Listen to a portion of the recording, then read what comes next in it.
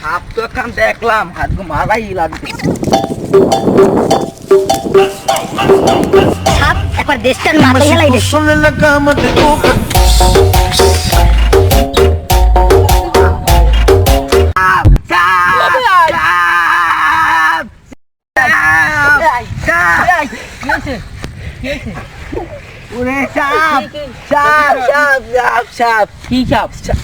রাসেল রাসেল ভাই রাসেল রাসেল রাসেল লাডি ভাই বড় মুই টাকা খাইছি।